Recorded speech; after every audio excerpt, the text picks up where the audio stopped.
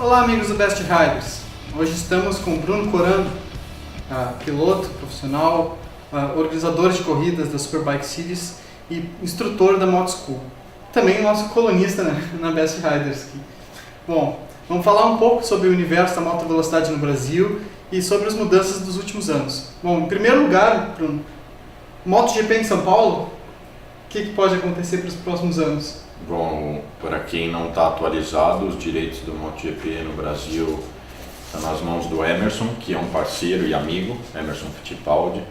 Inclusive, para quem não sabe, quem compra uma moto dele ganha um curso comigo, com a presença dele, é uma parceria nossa. Mas enfim, o Emerson, entre as atividades dele, ele é sócio de uma empresa de marketing esportivo, que é a Momentum, e ele assumiu os direitos para trazer a MotoGP para o Brasil.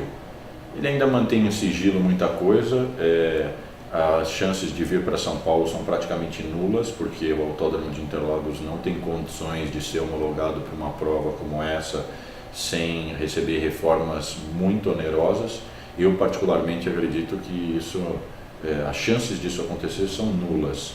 Agora, já em outras cidades do país, como por exemplo Goiânia, Brasília, as chances do autódromo sofrer modificações e estar apto para receber uma prova desse nível existem, mas eu também não contaria com nada no curto prazo.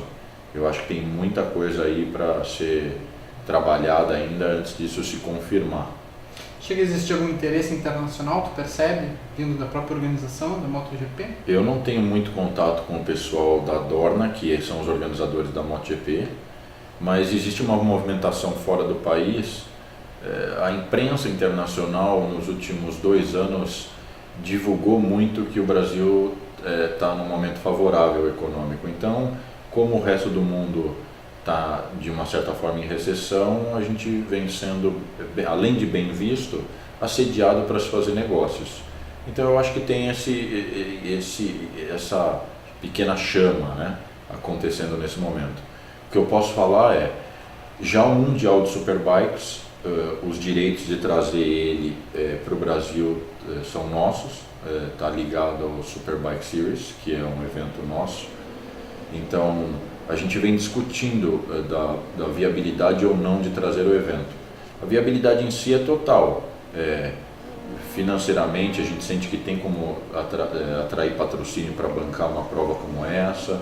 A Infront, que é o organizador do Mundial de Superbikes, já sinalizou que está mais do que aberto. A gente já pactuou, a gente fez um pré-pacto aí dessa intenção do campeonato Superbike Brasil trazer o Superbike Mundial. O que agora precisa começar a ser trabalhado a gente consegue movimentação política para uma cidade, um estado receber uma prova como essa e deixar uma pista em condições? A resposta hoje é não. Quem sabe nos próximos 1 ou 2 anos a gente consegue disparar essa movimentação e pós-reforma e tudo mais isso venha a acontecer. Mas a gente está falando de algo com muita sorte 2014, 2015. Então por isso que quando você falou de MotoGP, ou seja, Mundial, para acontecer em 2014 a gente já está atrasado, para acontecer em 2015 tem que correr. Sim, Interlagos estaria fora de questão. No meu entendimento, sim. Eu não sei nem quem levanta essa possibilidade, acho que não tem muita propriedade no que está falando. Sim. Porque exige um pouco de realismo, né? Se alguém estiver disposto a gastar 30 milhões e fazer as obras, sim, mas a gente sabe que ninguém vai pagar, um vai empurrar para o outro, não vai sair do lugar. Então, sendo realista, Interlagos não faz parte do jogo. Falar em Interlagos, estava com projetos de reformas em andamento. O que tem que ser feito em Interlagos para ela ficar uma pista de nível aceitável internacional? A pista é excepcional, né? Ela só não tem características de segurança para moto, mas o nível dela é internacional. As pessoas que são experts no assunto ranqueiam a pista em AAA, né? A nota máxima da FIA. Enfim, o Otávio Guazelli, que é o diretor do autódromo, ele comenta isso, é um cara com uma tremenda experiência, e ele foi o cara que permitiu que Interlagos permanecesse com essa graduação perante a FIA. Isso aqui não é o nome já diz, é um autódromo, não é um circuito, não é um motódromo. Então ele é ótimo, mas para os carros, para as motos dá para andar, é maravilhoso, é a nossa casa, só que para receber uma prova com exigências de segurança máxima para a moto ele não passa.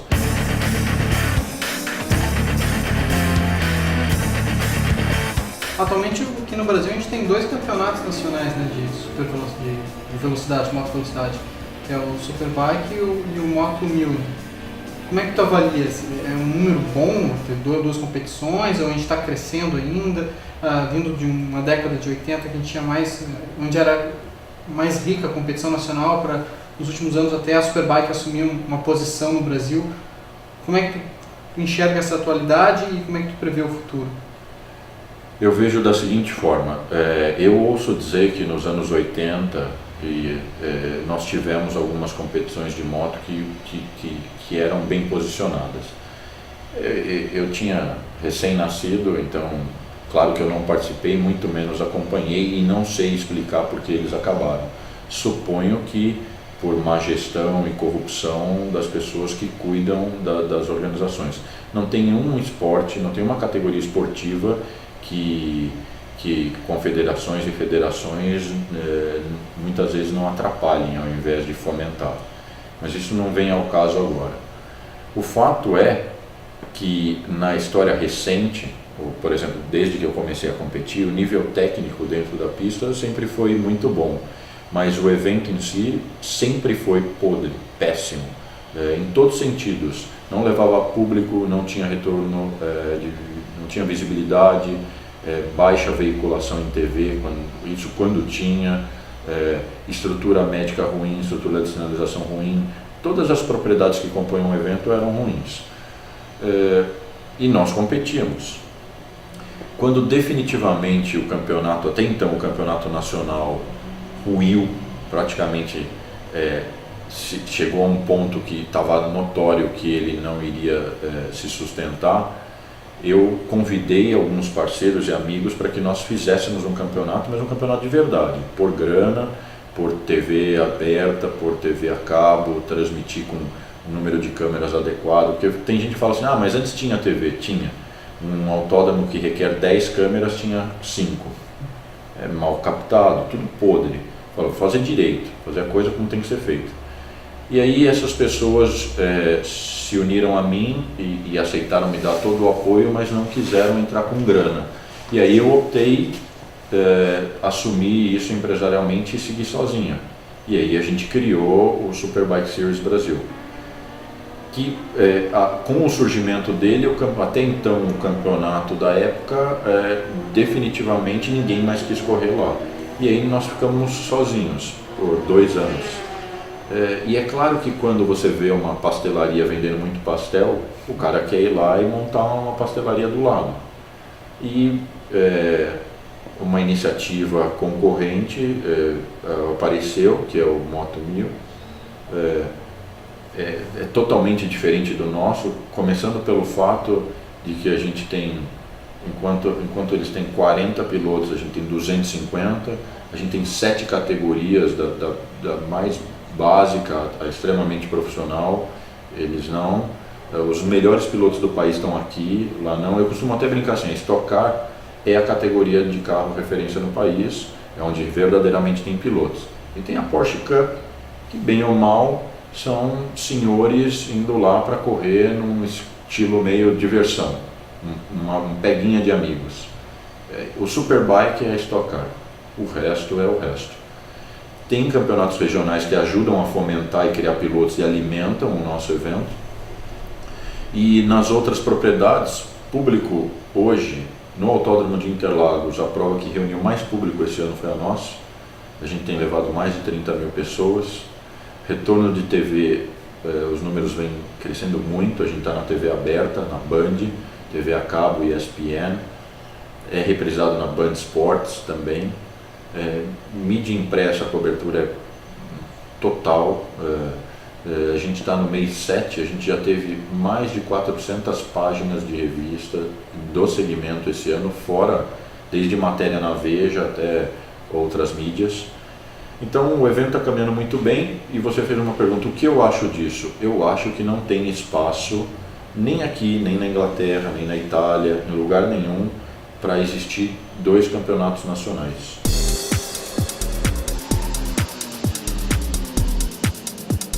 Você falou da questão empresarial de assumir sozinho. Como é que as fábricas e as marcas, como é que elas veem um campeonato nacional de moto velocidade e que tipo de apoio elas oferecem? O campeonato surgiu em um almoço entre eu e um executivo da Pirelli, que é a maior fabricante de pneus do mundo e no Brasil detém mais de 80% de share, ou seja, são fortíssimos. O que a gente concluiu nesse almoço e que eu já sabia, que a indústria precisa de uma vitrine para expor seus produtos, onde que o fabricante de macacão ou fabricante de moto e assim por diante, ele confirma a qualidade do seu produto, a competitividade e assim por diante. Na vitrine, mas a vitrine desse mundo são as pistas, é um evento esportivo, são as corridas. E aí esse executivo me dizia, a indústria está carente e ninguém faz, porque ninguém ousa correr o risco, precisava de um capital relativamente alto para fazer essa roda começar a girar. E a Pirelli foi a primeira a dizer, estou dentro, eu quero o name rights do evento, tanto é que o evento começou como Pirelli Superbike. Esse era o nome inicial. O Superbike Series era composto no primeiro ano pelo TNT Superbike e pelo Pirelli Superbike. Então a Pirelli entrou e ele me alertou sobre isso. E aí foi uma questão de tempo, a gente trouxe empresas petroleiras, hoje existe uma movimentação de quase todas as fábricas do setor se unindo a nós. Então eu vou dar um resumo. Hoje a Pirelli é nosso patrocinador exclusivo e fornecedor único dos pneus. O campeonato é monomarca, com isso a gente consegue igualdade, todo mundo usa o mesmo pneu, então tem o mesmo rendimento. A gente tem como outros patrocinadores principais a Honda, a Kawasaki, Mobil, Elf. Então isso demonstra como está a aceitação, que é alta.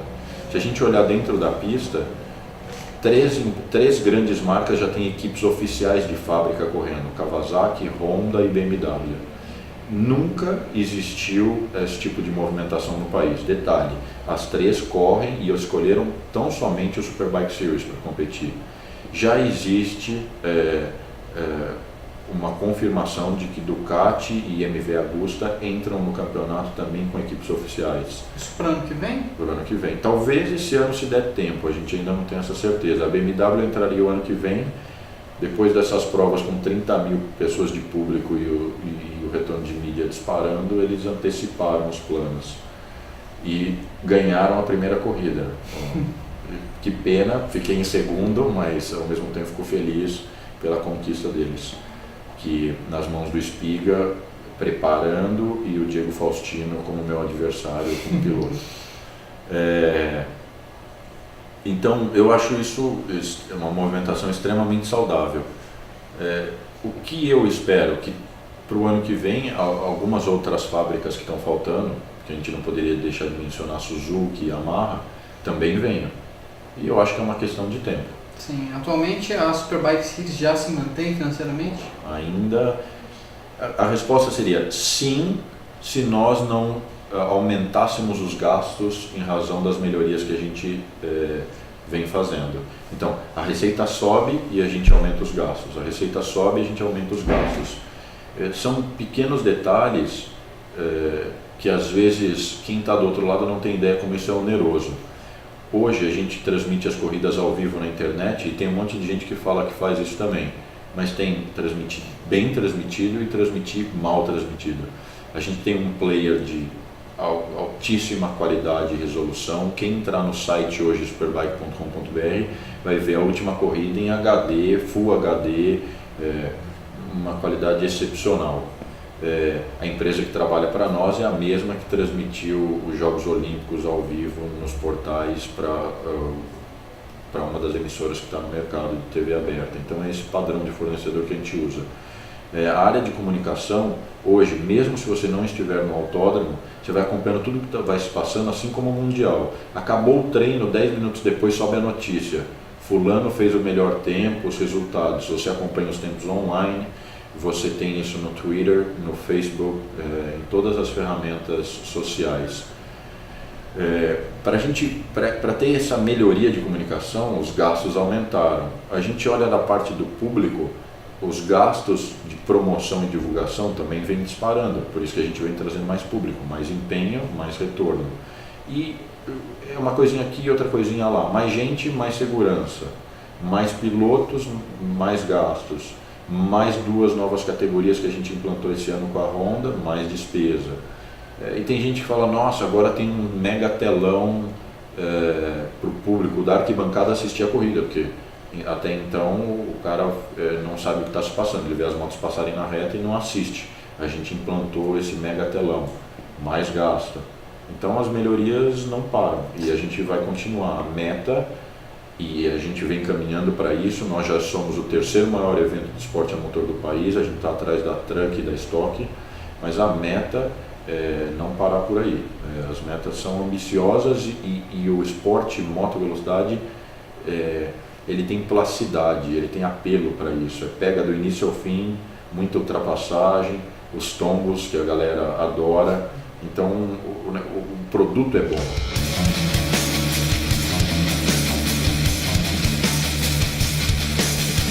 Falando em pilotos e falando em aumento, você como instrutor e como piloto, como é que você enxerga a nossa atual realidade dos pilotos brasileiros que a gente tem hoje, capacidade técnica deles? A gente está numa boa geração? A geração atual é excepcional, é muito boa, mas isso não vai se refletir, porque muita gente fica só falando por que não tem piloto no Mundial. A geração atual é excepcional, mas isso não vai se refletir na presença de brasileiros mundo afora. Eu, Danilo Andrique, Danilo Lewis, Felipe Thiriet, Heber Pedrosa e alguns outros, todos já passaram por experiências internacionais mais ou menos.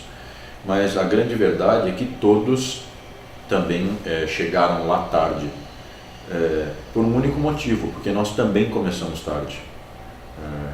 Eu talvez dessa turma toda que eu mencionei fui o que começou a andar de moto mais tarde. Ao mesmo tempo sou um dos que tem mais conquistas aqui e fora.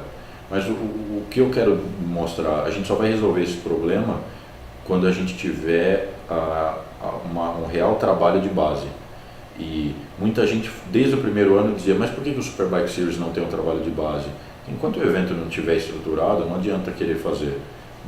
E eu não posso abrir agora, mas o ano que vem já tem tudo desenhado para realmente a gente emplacar um trabalho de base e ter crianças. E aí significa que essas crianças que comecem a correr em 2013, caso algo aconteça, elas vão despontar ou surgir lá por 2017, 2019, é um trabalho lento. Então a geração atual é competitiva, tem um nível técnico altíssimo, mas está todo mundo velho. Quando eu falo, o pessoal fala, velho quanto? Eu falo, dos caras que aceleram os mais novos tem 20 anos. Eu falo, isso é velho? É velho, porque hoje o esporte é precoce. Ele é velho com 20 e eu sou um dinossauro com 33. E agora faltam bem poucas etapas para chegar no final, para selecionar os 8 primeiros que vão para a disputa do título. Que recado que tu daria para os teus principais oponentes ali, para o Andrique, para o Diego, que estão no topo da tabela? Eles me conhecem bem, eles sabem que eu tenho prazer em disputar com eles e estar na pista. Recado eu não preciso dar de forma tão direta, eles sabem como é que eu estou sendo muito regular, eu fico sempre ali entre os ponteiros, oscilei no campeonato entre segundo e quarto, então entre os 8 eu já estou, independente de qualquer outro resultado, E aí nas etapas finais é ir para a morte. Eles sabem que eu nunca fui, nunca vou ser um cara fácil e eles também não são, e esse é o prazer da competição. E obrigado por nos receber aqui.